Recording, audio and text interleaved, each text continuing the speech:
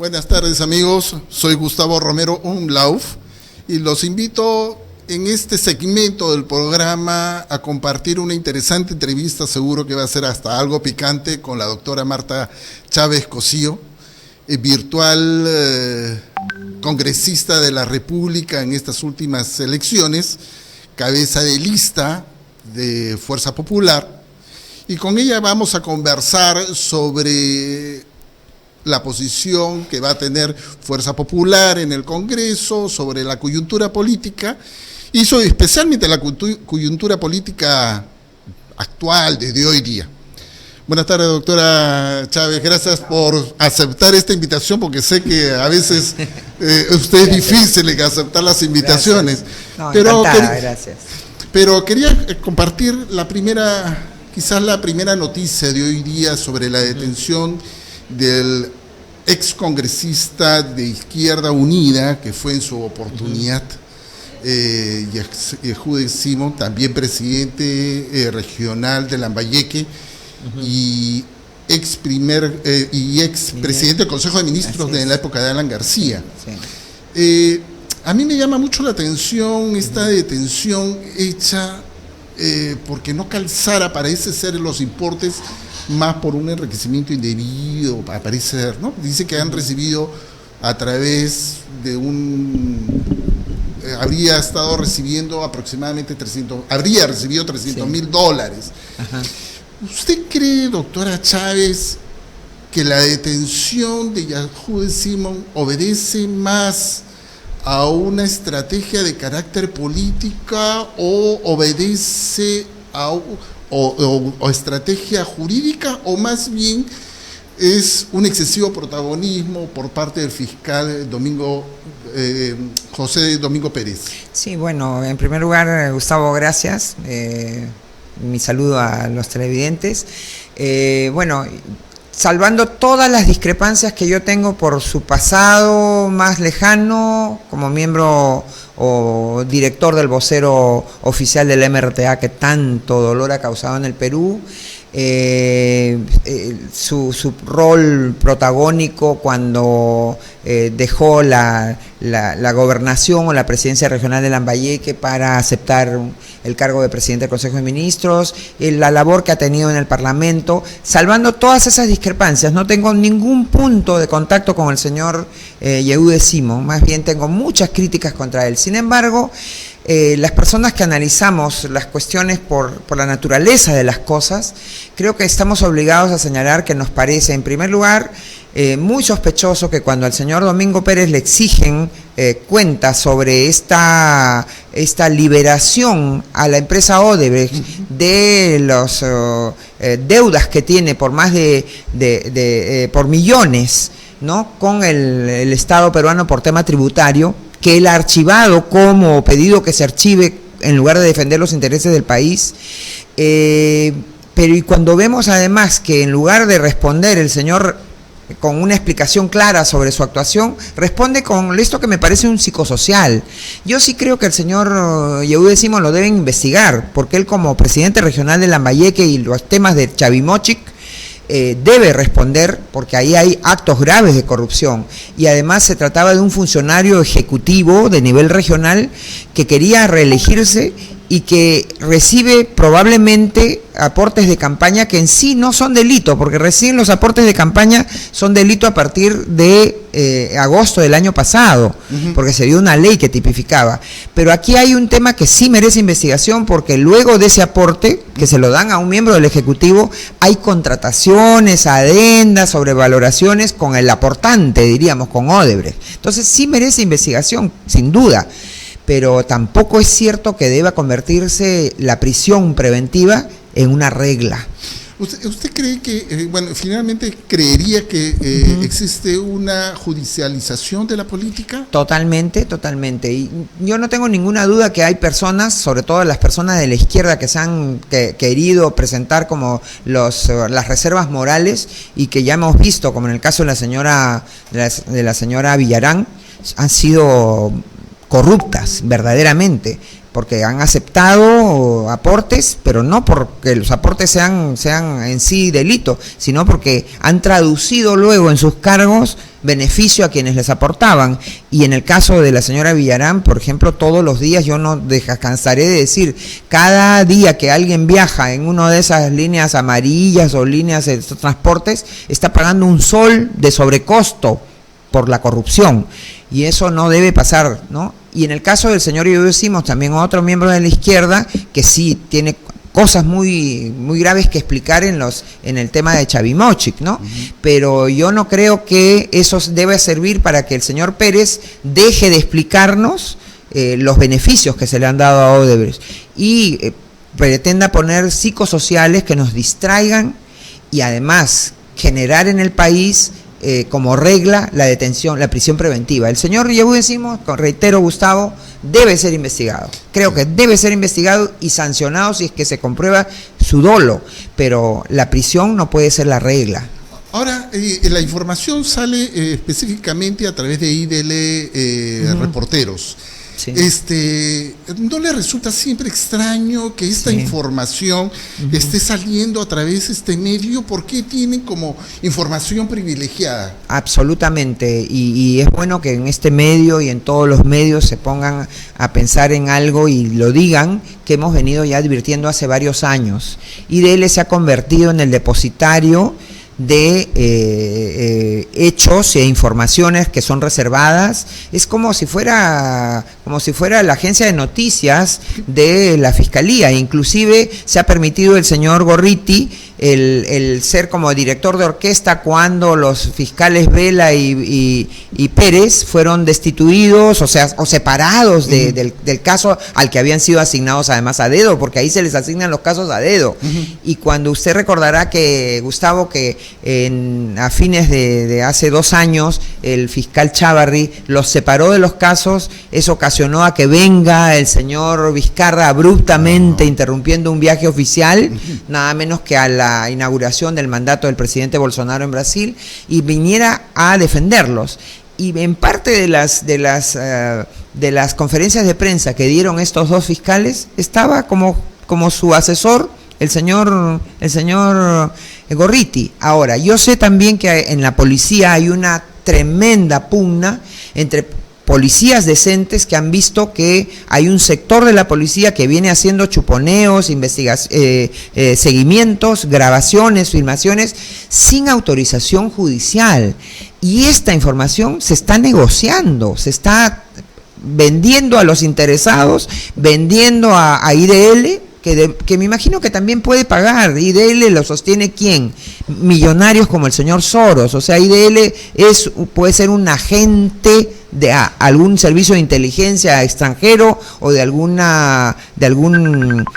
cártel financiero internacional, y entonces ellos administran. Entonces sé que hay policías que están hartos de esto, y inclusive hay policías que han filtrado algunas cosas que no querían filtrar este otro grupo, y entonces esa pugna hace daño a la institucionalidad. Por eso es que quizás ha habido un cierto actos vacilantes entre Vizcarra y el ministro del Interior. ¿Podría darse por esa explicación? Yo creo que sí, porque además yo no me explico cómo el señor Morán, que es el ministro, puede mantenerse después de tremenda enmendada que le han dado por quererse hacer el gallito con los congresistas. Fíjese, Gustavo, desde hace 5 meses ya hay muchos cientos de policías que antes atendían a los congresistas, porque ahora solamente están trabajando los miembros de la comisión permanente, que tienen solamente un policía al día, ¿no? Son 2 por cada congresista de los miembros de la comisión permanente, que no son más de 30. Los que tienen un poquito más con escolta y seguimiento son los 4, el presidente y los 3 vicepresidentes que son miembros de la mesa directiva. Después todos los otros congresistas, más de 100 congresistas, han replegado su seguridad. Y que este señor venga a decir que esta es una cuestión de Estado para la seguridad ciudadana. A mí la verdad, a mí me pareció innecesario. Exacto, y el señor Vizcarra lo enmienda y este señor sigue en el cargo. Pero además hay otro tema más importante, y es las denuncias sobre irregularidades en el proceso de ascensos del año pasado. Nada más y nada menos que un general de la policía denunció que a él lo que hicieron, nunca lo convocaron para las juntas de calificación de los ascensos y quisieron que firme así. y eso nunca se ha investigado, o sea, se tapó. Es una denuncia muy, muy grave. Bueno, finalmente, ¿quién le va a poner los cascabeles al gato? Si puede tenerse, o podríamos tener un Congreso un poco asequible para el gobierno. A mí me ha llamado la atención, y por favor, explíqueme, que se ha formado a algunas agrupaciones políticas del actual, o de los que van a entrar al Congreso, sí, como es Acción Popular, es Somos Perú, Alianza para el Progreso y el Partido Podemos. Han hecho un pacto para conformar una mesa directiva. La primera pregunta que me llama a mí la atención, si fueron invitados el Partido de Fuerza Popular, el FREPAP. Yo sé que Unión por el Perú dijo nones, pero ustedes dos fueron invitados. No fuimos invitados, pero puede tener su razón de ser, su explicación, en el sentido de que nosotros nos adelantamos muy pronto a decir no tenemos interés en la mesa directiva. ¿Por qué? Por una cuestión de principio, Gustavo, porque nosotros consideramos que estas elecciones no debieron realizarse nunca, que no había materia ni razón para interrumpir el periodo legislativo de un Congreso que había sido elegido el año 2016 y que debió terminar el 2021. Sí. ¿No? Entonces se han gastado 300 millones de soles para elegir a congresistas por un año y 4 o 5 meses, ¿no? Y entonces, pero nosotros como fujimoristas, Fuerza Popular participó para no dejar la cancha libre, que no nos ganen por walkover. Como pasó en Venezuela. En Venezuela, así es. Habiendo además, Gustavo, hay una situación muy crítica de la economía del país. Se están perdiendo puestos de trabajo. No hay decisiones para inversiones. Hay yo espero que no lleguemos a una recesión, pero sí hay retracción de decisiones de inversión. Y eso daña. Entonces nosotros estamos en un talante en el sentido siguiente. Si el fujimorismo fue considerado como obstruccionista, el cuco del señor Vizcarra, mejor no querramos tener ninguna posición formal en la mesa directiva para que no digan que somos otra vez obstruccionistas. Este es el Congreso que casi ha querido ser a la medida del señor Vizcarra. Entonces, esos grupos que se ponen de acuerdo, en buena hora que se pongan de acuerdo, pero ojalá para defender la institucionalidad y defender al país. Ahora, ellos, digamos, estos 5 agrupaciones políticas han firmado un acuerdo de gobernabilidad. Sí. ¿Ustedes lo llegaron a firmar? No, para nada. Pero además, el texto de la... Sí, claro, es un acuerdo. Porque eso no ha sido difundido. No, solamente sabemos la nota de prensa, prácticamente el comunicado, donde además ellos dicen que apoyan su propio pacto de gobernabilidad. No sé qué significa, pero luego hemos visto que una de esas bancadas ya se reunió con el presidente del Consejo de Ministros, que no sé qué sentido tiene que se reúnan con el presidente del Consejo de Ministros, y salen diciendo que su prioridad es la reforma política y judicial. Esa reforma política y judicial del señor Vizcarra ha hecho agua por todos lados. La Junta Nacional de Justicia, y hay que decirlo, con gran preocupación, que es la que va a nombrar al presidente, a los miembros del Poder del Jurado Nacional de Elecciones y a los jefes de la RENEC y de la OMPE, organismos tan importantes, está capturada. ¿Quién es el presidente de la Junta Nacional de Justicia? Un ministro de Justicia del señor Humala, cuando el señor Humala tiene gravísimos problemas con el tema de Odebrecht. ¿A quién han contratado como miembro del Consejo Consultivo? El señor García Sayán, que ha sido consultor de Odebrecht, que fue ministro de Justicia del señor Paniagua y ministro de Relaciones Exteriores del señor Toledo. Entonces, ¿de qué estamos hablando, Gustavo? Entonces, hay cosas muy graves que están sucediendo. Ustedes cayeron como agrupación. A mí es algo que vamos a hacer un poco de autocrítica también. Sí. ¿Qué pasó con Fuerza Popular? Porque cuando yo vi que usted era cabeza de lista, dije, me pareció que era una estrategia para el partido adecuada para convocar a la parte dura del electorado. Yo calculaba que ustedes sacarían aproximadamente 12%, entre el 12 y el 15%, que era lo que yo calculaba. Cuando vi que tenían ustedes el 7.34 y algo, dije, ha habido una merma, más allá de lo que ha habido creo yo, ustedes han sido un poco la piñata del Congreso, ¿no? Les han dado duro con palo. Pero ¿cuál también podría ser la autocrítica que podría tener Fuerza Popular sé que usted va a ser generosa con hacer su propia autocrítica, sí, claro, claro, consigo misma, pero sí quisiera que esta audiencia pudiera entender un poco cuál es el problema de fondo, más allá de lo que simplemente vemos en algunos medios de señal abierta. Sí, bueno, el problema de fondo, creo, Gustavo, ha sido que, primero, los problemas que tuvo el propio presidente Kuczynski. Su vinculación con el señor Humala. Ya quedó claro que el señor Kuczynski, electo recién, todavía no en el cargo, se reunió varias veces con el señor Humala y juntos consideraron que se espantaron de la mayoría que había logrado en el Congreso el fujimorismo y tan es así que el señor Humala ha dicho que le sugirió que cierre el Congreso. O sea, los demócratas no pueden tolerar que un partido de oposición tenga mayoría. Ahora, yo quiero retroceder un poquito, Gustavo, y a mí me parece que le ganaron malamente la elección a Keiko Fujimori. Keiko Fujimori en la presidencia de la República, con un Congreso mayoritario, hubiera hecho todas las reformas necesarias, hubiera continuado las reformas que se hicieron en los 90, pero se hubiera además ya vacunado de los errores que sí se cometieron en los años 90 y hubiéramos hecho un magnífico periodo. Pero sin embargo se le vinieron al señor Kuczynski todos los problemas de sus anteriores actividades y de las presentes también, y lo sucedió como debía sucederlo el primer vicepresidente de su plancha presidencial, porque hay que hacer esa acotación también, Gustavo, porque algunos nos dicen, ustedes son culpables de que tengamos a Vizcarra de presidente. No, señor, el que es culpable de que el señor Vizcarra esté en la presidencia hoy es el señor Kuczynski, que lo invitó a participar en su plancha presidencial, y cuando renuncia el señor Kuczynski le tocaba esa sucesión. Ahora, el señor Vizcarra ni siquiera se ha enterado hasta hoy, y por eso es que hace una semana le dijo a un periodista, queriendo eludir el conocer cosas importantes de su gobierno, dijo, yo no soy jefe de Estado, soy jefe de gobierno, dijo, pero además lo dijo en una ignorancia y una falta de respeto a la Constitución que espesamente señala en el artículo 110 que el presidente de la República es jefe de Estado. Sí. Y el artículo 118, en uno de sus incisos, creo que es el cuarto, dice que es además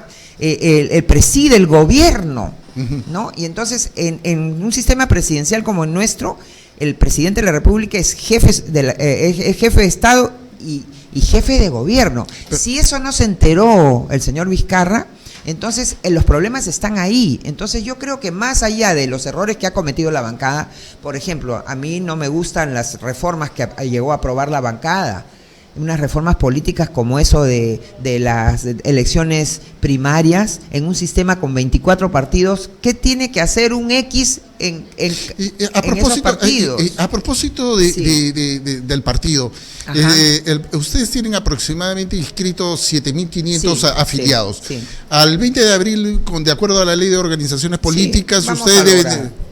¿Lo van a lograr? Lo vamos a lograr fácilmente, pero el tema no está ahí. Yo misma tengo casi 200.000 votos en Lima nada más, Gustavo. Sí, o sea que conseguir 17.000 votos, 17.000 afiliados, y nosotros hemos cerrado nuestros libros hace varios años. Ya. No solamente por los problemas que teníamos, pero además hay otro tema, Gustavo. El tema de los partidos políticos es que no va por el número de militantes. Hay partidos que deciden ser partidos de cuadros y hay partidos que deciden ser partidos de masas. Yo creo que eso es una intromisión indebida en los partidos. ¿Qué sentido tiene, que exigirle 24.800 afiliados mínimo a un partido? No necesita. Bueno, la idea es evitar las atomizaciones de las elecciones, pero finalmente, ¿qué es lo que ha pasado, no? Claro, ahora, y volviendo al resultado de las elecciones, yo creo que en las elecciones, primero yo tengo serias observaciones sobre el voto electrónico, y solamente me planteo y comparto esto con los televidentes. Si el voto electrónico es en tiempo real, ¿por qué a las 4:20 de la tarde, por lo menos, o 4:05 de la tarde, cuando se cerró la elección el día 26 de enero último, por qué ya no tuvimos el resultado del voto electrónico? Se han demorado más de los 25 días incluso hasta ahora, ya casi un mes. ¿Cuánto más podrían haber obtenido si fuese el caso?